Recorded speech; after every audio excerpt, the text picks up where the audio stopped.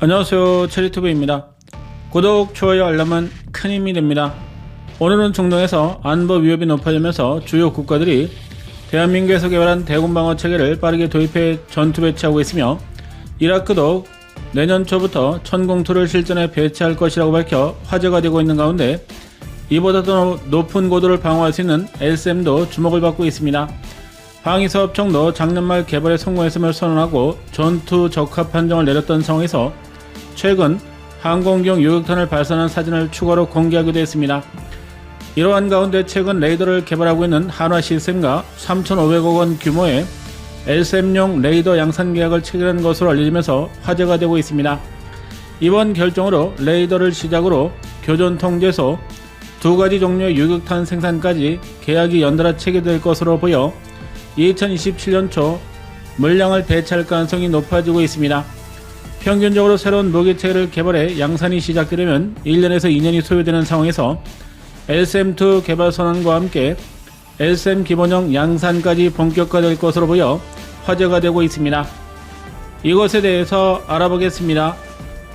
고고도 요격 체계로 최대 60km 고도까지 방어할 수 있는 LSM 체계는 LSM2가 이보다 높은 100km 고도까지 방어할 수 있도록 개발될 것으로 보여 양산이 본격화되지 않을 수도 있다는 분석이 나오기도 했습니다.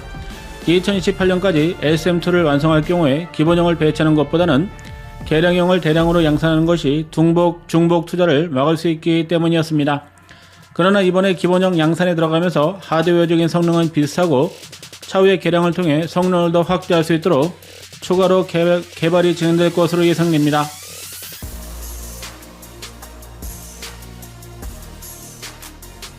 이번 사업은 2030년까지이며 3,500억 원의 계약 금액으로 볼 때 레이더 1개에서 2개 정도를 양산할 것으로 보입니다.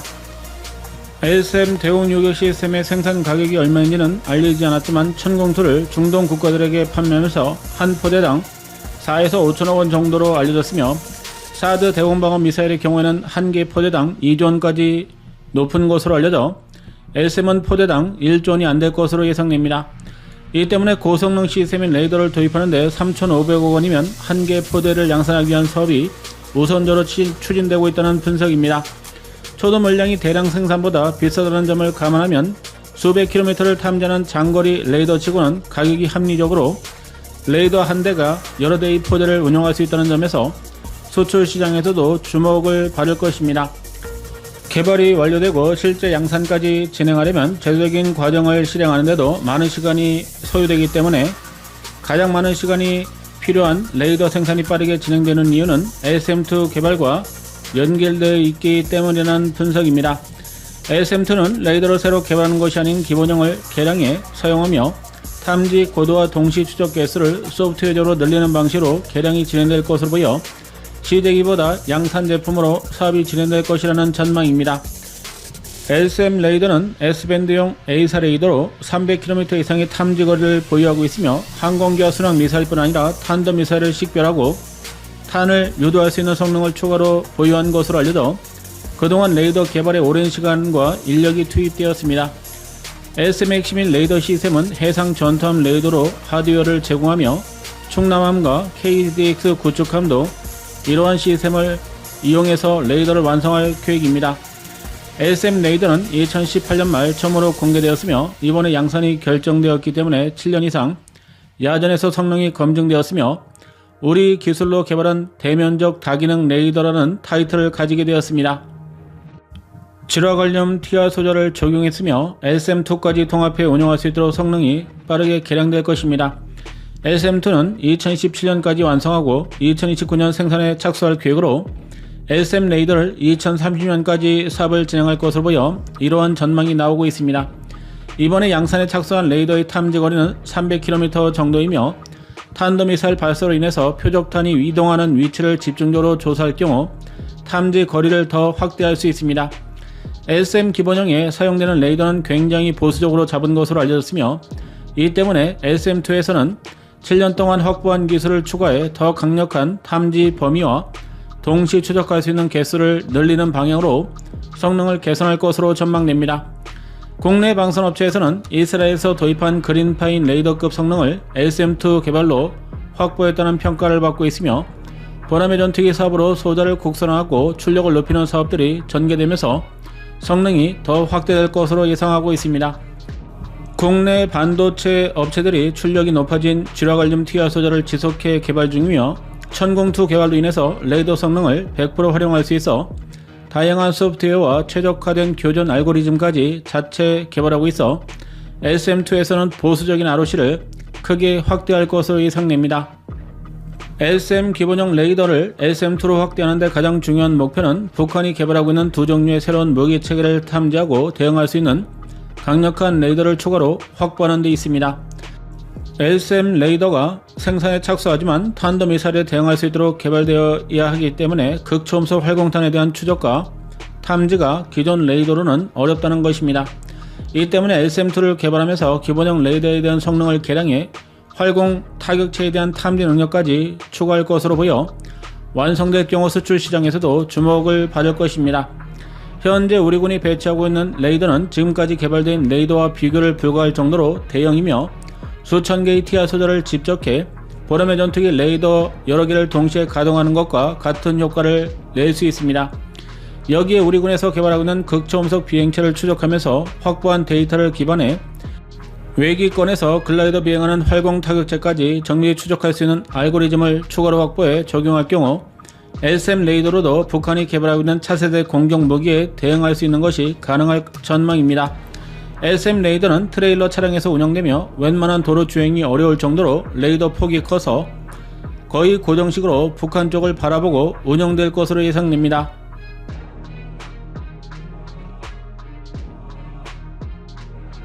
극초음속 활공 타격체뿐 아니라 우리군이 새롭게 개발을 요구하는 상승 단계 요격 체계를 구성할 핵심 레이더로도 개발할 가능성이 높아지고 있습니다. 북한이 지리적으로 휴전선에서 가깝고 고지대에서 레이더를 운영할 경우 평양뿐 아니라 후방까지 탐지가 가능해 탄도미사일을 발사하는 단계에서 요격하는 것도 가능하다는 전망입니다. 그러나 이러한 기술은 미국에서도 아직 확보하지 못한 것으로 상승 단계 초반 짧은 시간 내에 미사일을 탐지하려면 강력한 레이더 출력과 함께 오랜 시간 운영할 수 있도록 해야 하며 반사 면적이 다른 RCS를 분석할 수 있는 전용 소프트웨어가 필요합니다. 여기에 강력한 화염을 추적할 수 있는 군사위성과 연동할 경우 더 정확한 위치를 제공할 수 있어 요격 미사일을 정확히 유도할 수 있습니다. 상승 단계 추적이 가능한 레이더를 개발하려면 하나가 아닌 여러 개의 레이더를 연동할 수 있는 기술이 필요하며 다른 각도에서도 배치된 레이더가 북한 전역을 탐지할 경우 미사일이 발사될 경우에 성공률을 높일 수 있다는 것입니다. 이러한 레이더 개발에 성공할 경우 초음속이나 극초음속 타격체를 발사해 북한 내륙 깊숙한 곳에서 은밀하게 탄도미사일을 발사한다고 해도 2~4분 내에 타격할 수 있게 될 전망입니다. 여기에 장거리 고성능 레이더를 SM 개발 사업으로 확보하면서 보람의 전투기와 연동까지 진행할 가능성이 높아 공중에서 표적을 탐지하고 지상에서 정보를 받아 연속해 추적할 수도 있어 북한이 발사하는 다양한 공격 무기 체계를 더 빠르게 추적할 수 있게 될 것입니다. K-링크를 개발해 지상 레이더와 연동할 경우 인공위성에서부터 전투기, 레이더까지도 한 몸처럼 운영할 수 있어 한반도 영공을 철통같이 수호할 수 있게 될 것입니다. 지금까지 천국 레이더를 개발했었던 한화 시스템도 SM 레이더를 완성해 양산까지 진행하면서 이스라엘과 미국 등이 보유한 지상 레이더를 확보하고 있어 고성능 차세대 레이더까지 추가로 개발할 수 있는 기술력을 확보하고 있다는 평가입니다. 한화 시스템은 중동 국가들이 사막 환경에서도 운영할 수 있도록 전용 레이더까지 제안하고 있으며 각종 방산 전시회를 통해 SM 레이더를 적극 홍보하고 있습니다. 이는 단순히 SM을 판매하는 것뿐 아니라 중동 국가에서 운영하는 다른 요격 미사일에 대한 연동까지 가능함을 적극 어필하고 있어 다른 미사일까지 통합할 수 있는 능력을 확보하고 있다는 평가입니다. SM 레이더를 빠르게 양산에 배치해야만 중동 국가들이 관심에서 도입으로 넘어갈 수 있어 방위사업청에서도 빠르게 사업을 추진할 것으로 예상됩니다. 이번에 레이더 체계 계약을 시작으로 하나에어로스페이스와 탄도미사일 요격탄을 LIG 넥스원과는 항공기역 요격탄을 양산 추가할 것으로 예상됩니다. 천공투가 개발에 성공하고 우리군에 배치하자마자 중동 국가에서도 주문했듯이 SM 체계도 국내에서 레이더 개발이 진행되면서 수출까지 빠르게 진행될 가능성이 높다는 분석입니다. 작은 RCS 값을 가지는 스텔스 탄도까지 추적할 수 있는 분해능을 갖추며 비행 속도가 빠른 표적을 실시간으로 갱신할 수 있는 성능을 추가로 확보하면서 수백 개의 표적을 동시에 요격탄으로 유도할 수 있어 성능에서도 주목받고 있습니다. 요격 시스템에서 가장 중요한 레이더 성능이 확인되면서 본격적인 양산에 착수하는 것으로 예상됩니다. 여기에 중동에서도 야전 배치를 서두르면서 주문했을 가능성이 높아 생산이 빠르게 촉진되고 있습니다. 한화 시스템이 갑작스럽게 양산 계약을 체결한 것을 공개하면서 우리 군이 아닌 중동 국가 수출형일 수도 있는 상황입니다. 영상 시청 감사합니다.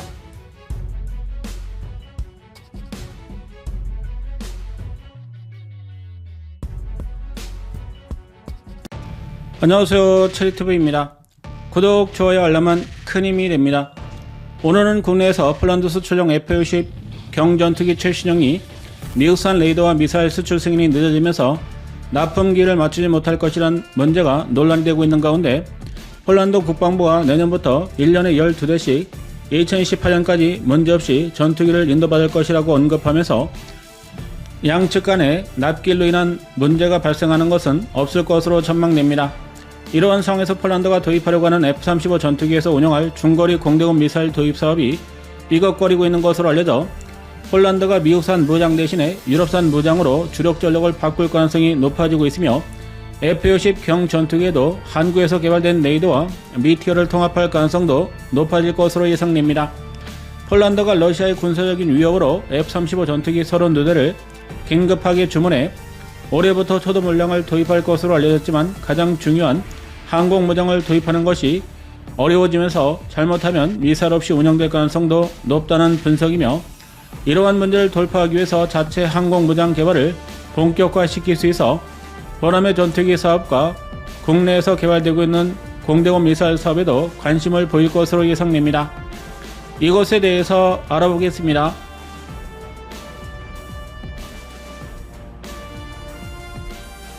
최근 폴란드 공군은 미국이 개발한 암남 중거리 공대공 미사일 최신형을 도입하기 위해서 관련 예산을 요청했지만 군비청이 예산을 확보하지 못하면서 사업이 무산될 위기에 처했다는 것입니다. 현지에서는 무산이 아닌 장기적인 사업으로 변경해 지속해 무장 도입을 진행할 것이라고 밝혔지만 핵심은 너무 비싸다는 것으로 미국산 무장을 대량으로 도입해 운영하는 것이 점점 더 어려워질 것으로 보입니다. 이는 폴란드만의 문제가 아닌 한국 공군도 F-35 전투기의 암남 최신형을 운용할 계획이라 남의 일이 아닌 상황입니다. 폴란드 공군은 최근 400발의 AIM 120D형 블록 3형을 요구했지만 미국에서 통보받은 비용은 61억 GWT, 우리 돈으로 2.3조 원 정도로 알려지면서 폴란드 국회 예산운영위원회가 자금 투입을 거부했다고 밝혔습니다. 폴란드는 현재 4대의 전투기를 인도받았으며 미국의 조종사를 파견해 훈련을 진행하고 있어 내년이면 실전 배치가 가능할 것으로 예상되고 있었던 상황에서 전력을 100% 활용하기 어려울 것이라는 전망입니다. 폴란드 공군은 F-16 전투기를 위해서 발주한 AIM 120C형을 운영하는 것으로 대체할 수 있어 당장 미사일 운영이 막히는 것이 아니라고 주장했지만 공군력을 강화하기 위해서 자체 개발한 전투기와 항공무장에 대한 확보 필요성을 폴란드에게 각인시켜주는 중요한 계기가 될 것으로 예상됩니다. 400발을 도입하는데 2조 원을 잡아도 발당 50억 원이라는 것이며 이는 암남 C형이 발당 4억 원 수준, D형은 13억 원 정도로 예상되었던 상황에서 전체 패키지 비용을 포함한다고 해도 너무 비싸다는 것입니다. 전체 패키지 비용을 50% 정도 잡아도 발당 25억 원 이상이라는 것이며 우크라이나 전쟁으로 인해 미 방산업체들이 가격을 빠르게 올리고 있는 것이 추가로 확인되고 있습니다. 2019년 기준 암남 D형 가격은 발당 100만 달러 수준이었지만 지금은 200만 달러가 넘을 것으로 보여 폴란드가 주문하고 비용 부담으로 사업을 포기할 것으로 예상됩니다. 폴란드 군비청은 2040년까지 장기 계획으로 돌려서 지속해 암남 D형을 확보하겠다고 밝혔지만 올해 미국과 체결하지 못할 경우 공급 제한 가능성이 있기 때문에 F-35 전투기에서 운영해도 무장은 최신형을 장착하지 못하는 불합리한 상황이 펼쳐질 것으로 예상됩니다. 현대전에서 승리하기 위해서는 전투기 자체의 성능도 중요하지만 공격 무기인 미사일의 성능에 따라서 전투기 공격력을 수배 이상 확대할 수 있기 때문에 폴란드 내에서도 너무 비싼 가격으로 논란이 확산되고 있습니다.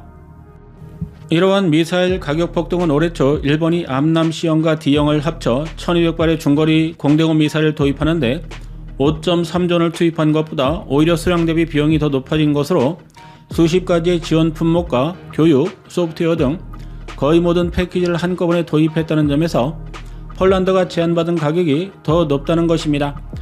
암남 D형은 유럽에서 개발된 미티어 공대공 미사일에 대응하기 위해서 수프핑 대응 능력을 갖추고 있으며 종말 단계에서도 기동성이 높아지도록 로켓 모터가 개량되고 GPS 군사용 모드를 적용해서 정확한 표적 추적과 공격이 가능하도록 개량되었습니다. 전대던 능력이 높아지면서 180km 이상의 사거리를 비행할 수 있다고 알려졌지만 최대 사거리는 극비로 미 공군과 해군이 2016년부터 전투 배치했으며 핵심 동맹국가에게만 판매하고 있는 최신형 미사일로 알려져 있습니다. 가장 신뢰하는 동맹에게만 판매를 허가하면서 독일이 400발, 핀란드 400발, 호주 200발, 일본이 수백 발을 추가로 구매했으며 러시아 위협의 최일선을 담당하게 될 폴란드 공군이 대량으로 도입해 전력을 강화하려던 상황입니다. 암남 최신형을 일본이 올해 초에 대량으로 도입하고 있지만 대한민국은 아직까지 판매 허가가 나지 않은 것으로 알려져 당분간 보라매에서 운영되는 미티어가 최강의 공대공 미사일로 활용될 것입니다. 폴란드는 F-16 전투기 개량 사업에서 10조원의 청구서를 받으면서 논란이 되었던 가운데 이번에는 미사일 도입 사업에서 비싼 청구서를 또다시 받아 사업 자체가 진행되기 어려워지면서 또다시 미국산 무기 도입에 논란이 발생되고 있습니다. 폴란드 사건으로 인해서 암남 최신형이 미티어 공대공 미사일보다 더 비싸졌다는 분석이 나오면서 수출 경쟁력이 하락할 것으로 보이며 램제트 엔진을 적용한 미티어보다 더 비싸졌기 때문에 폴란드가 암남보다는 미티어 도입에 집중할 가능성이 높은 상황입니다. 여기에 장기적으로 공군력을 확장하려고 하면 자유롭게 통합이 가능한 전투기와 무장에 대한 요구가 높아질 것으로 보여 대한민국과 항공산업 협력이 활발해질 가능성이 높다는 분석이 현지에서 나오고 있습니다. 폴란드 재무부가 공군의 요구를 거부하면서 논란이 진행되고 있지만 근본적인 원인은 미국산 무기 체계가 너무 비싸지고 있다는 것이며 전략 무기 체계인 F-35 전투기 공대공 무장 사업이 중요함에도 막대한 재정 지출로 인해 정부가 거부했다는 것입니다. 폴란드 재무부는 미사일 사업뿐 아니라 미국에서 도입하려고 하던 공병전차 사업도 자금 초과로 인해 허가하지 않으면서 이는 다른 사업에도 큰 영향을 미칠 것으로 예상됩니다.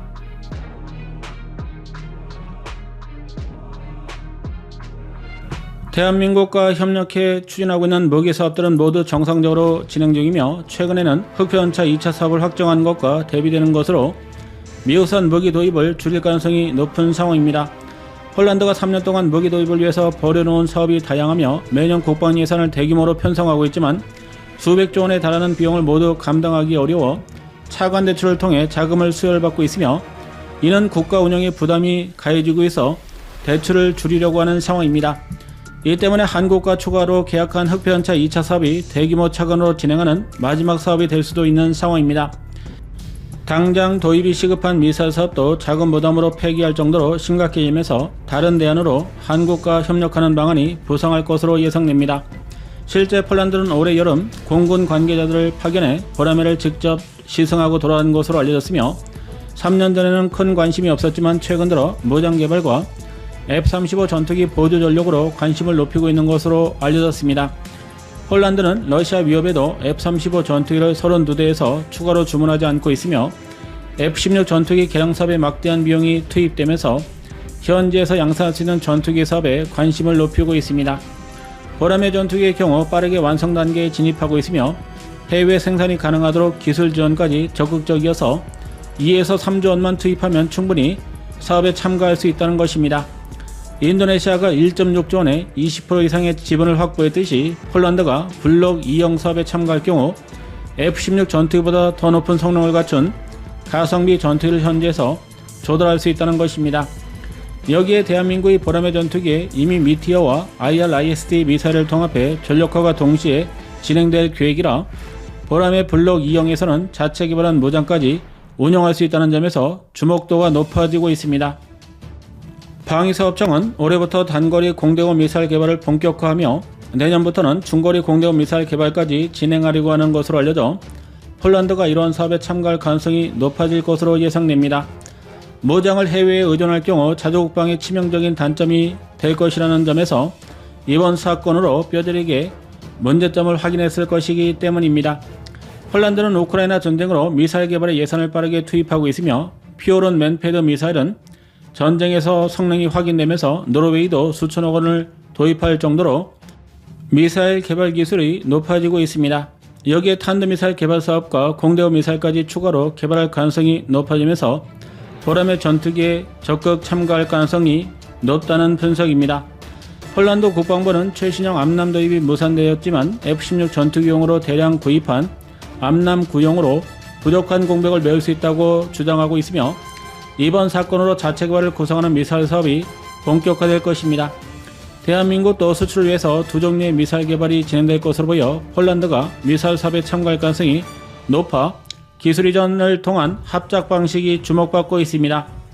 대한민국으로서는 폴란드가 F-20 경 전투기에서 대량으로 운용할 수 있으며 보라매까지 도입할 경우에 대량 수출로 빠르게 수출 시장에 진입할 수 있어 유력한 후보로 평가받고 있습니다.